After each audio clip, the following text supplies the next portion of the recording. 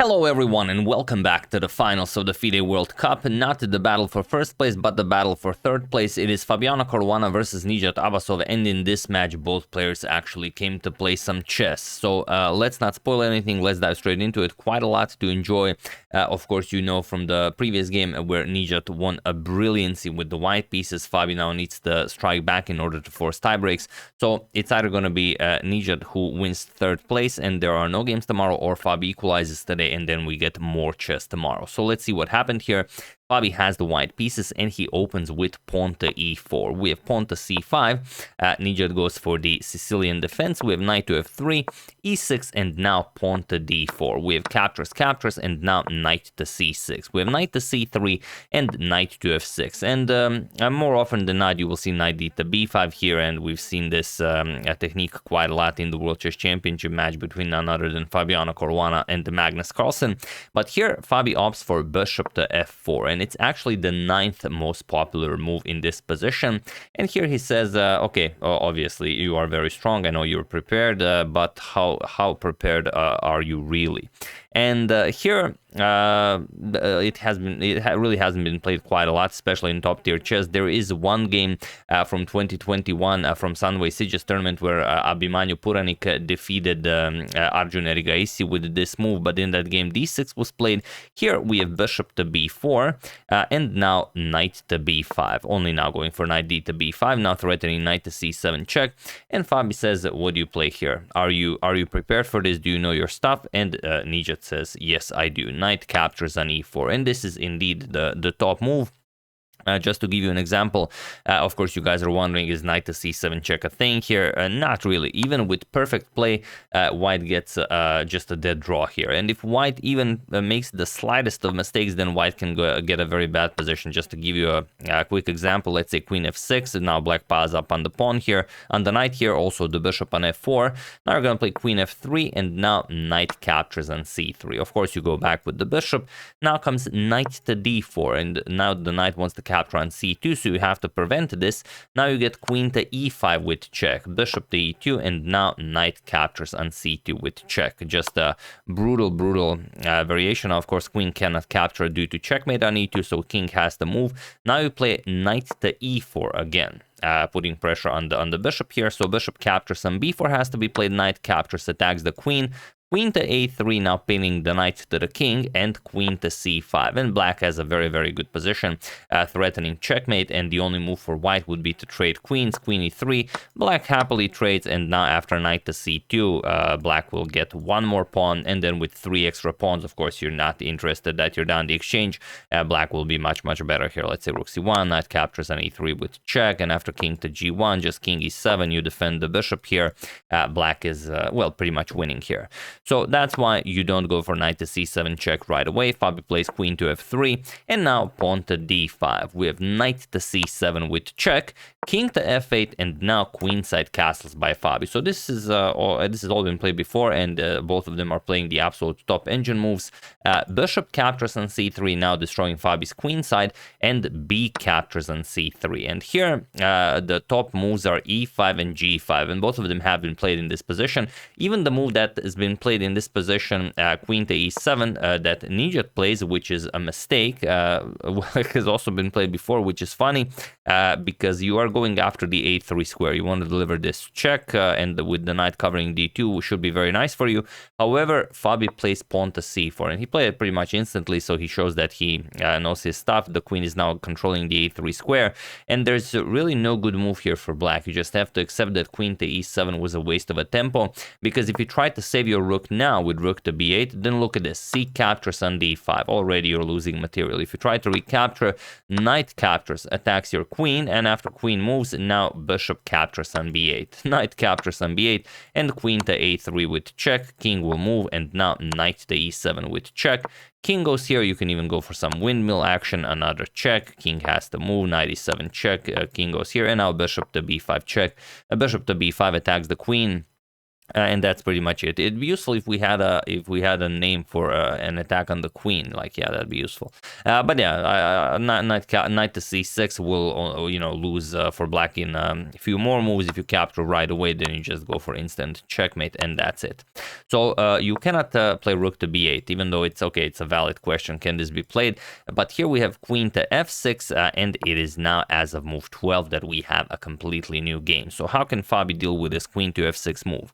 Well, he goes, of course, now the threat is queen to a1 checkmate. The knight is covering the d2 square. So pawn to c3, and now we have pawn to g5, attacking the bishop, bishop to d6 check. We have king to g7, and now Fabi goes for it. Queen captures on f6, king captures, and now knight captures on a8. Okay, you win the exchange, knight captures on d6, and c captures on d5. We have e captures, and Fabi doesn't go for the pawn on d5, he plays pawn to f3. He doesn't want to see bishop g4 with an attack on the rook, and then the rook can grab the knight on a8. So here we have knight to f5, going after the e3 square, and now knight to c7. So you don't have to worry about any discoveries from the rook. Pawn to d4. We have bishop to b5 by Fabi, and now knight to e3. He attacks the rook here and the g2 pawn. So rook to d2, and now bishop to d7. We have rook to e1, and now rook to c8, putting pressure on the knight here. The threat was with rook to e1, of course, Fabi just wants to capture on e3, and after captures, capture the bishop on d7. So Nijat says, all right, you capture on e3, I'm going to take the knight on c7. And okay, perfectly fine, rook captures, and now rook to e4, going after the pawn here, or rather just defending the pawn and getting out of the way. And here, the absolute best way to play this is to play bishop to f5. Now you have to go into bishop captures on c6, so the rook is defended. And now after rook captures on c6, you will play rook captures on e4. And okay, you can capture on c3, king to b2. Now comes rook to c5. And you continue playing this. You're down a pawn with white, you're down a pawn with white, but you are up the exchange. So white will be a little bit better here. Nothing too much. However, d captures on c3 was played here, and now Fabi gets the initiative. He goes for rook to d6 with check, king to g7, and now rook to e3. The top engine move is actually rook to d5, but it's a really weird, inhuman way to play this. You go after the g5 pawn, and after h6, now you go rook to c5. And really, there are no, even good moves for black here. If a6, just bishop to a4, and if pawn to b5, you're going to play bishop to b3. And now you still cannot unpin here. You have to play something like rook to e7 to move the rook. Now you just capture on c3, and the game continues. You get rid of the nuisance that is the pawn on c3 and retain a better position. Okay, rook to e3 was played instead, and now we have pawn to a6, bishop to a4, and bishop to e6 now, going after the a2 pawn, and we have a trade of pretty much everything. Bishop captures on c6, b captures on c6, rook captures on c3, bishop captures on a2, and now rook c captures on c6, going after the rook and the pawn on a6. So rook to e7, and now rook captures on a6. So all of the pawns on the queen side get eliminated, and now we are left with this position where it's 3 pawns each on the king side, 2 rooks against the rook and bishop. So can this be won? It's very hard to say. With perfect play, probably. With perfect play against perfect play, probably not. So, it's it all depends whether you're able to find that fortress or not. Some positions are very much winning, some are not. Basically, it's how well you defend. So, okay, we have rook to e2, going after the pawn, and only one move stops that, so that's rook to d2. We have rook to e1 check, king to b2, and now bishop to e6. And yeah, for Nijat Abasov, creating a fortress here means the difference between going into tiebreaks and winning the match directly in classical time format, as he already won the first game. So he really wants to hold this to a draw, and Fabi will of course try to play this for forever if he needs to. So rook to e1 kicks away the rook from the active first rank. We have rook to e5.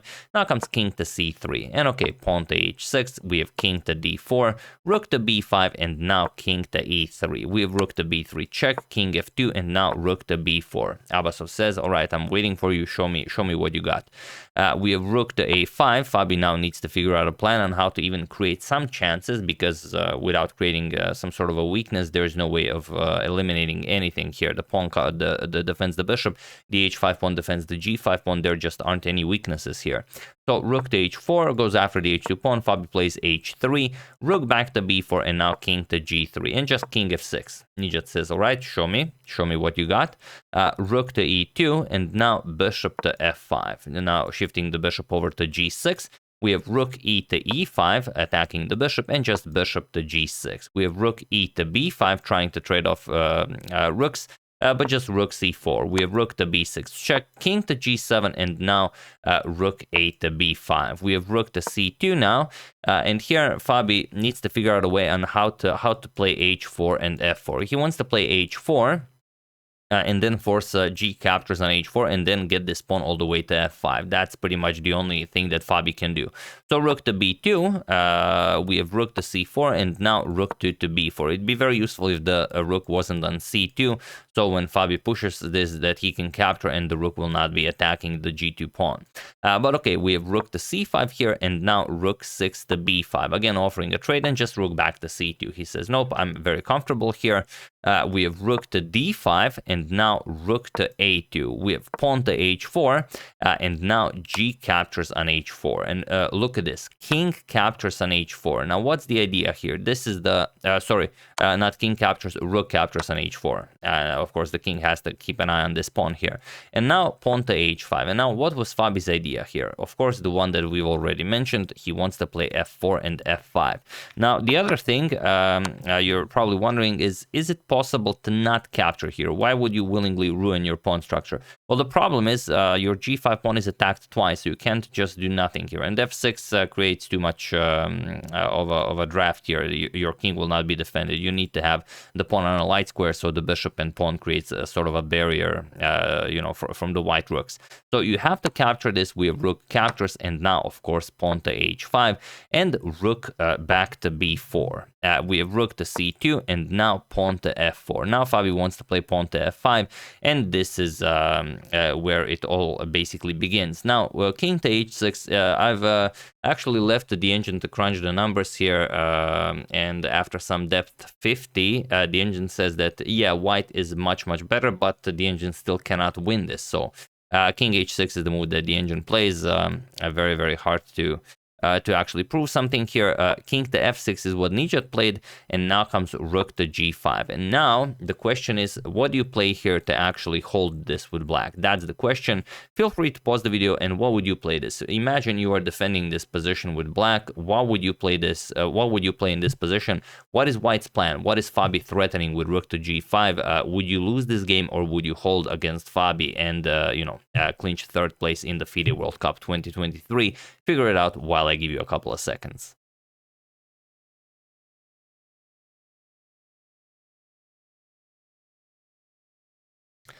So for those of you who were able to do it, congratulations on always studying the endgame and being a spectacular endgame player. And for those of you who just want to enjoy the show, it is rook to c1.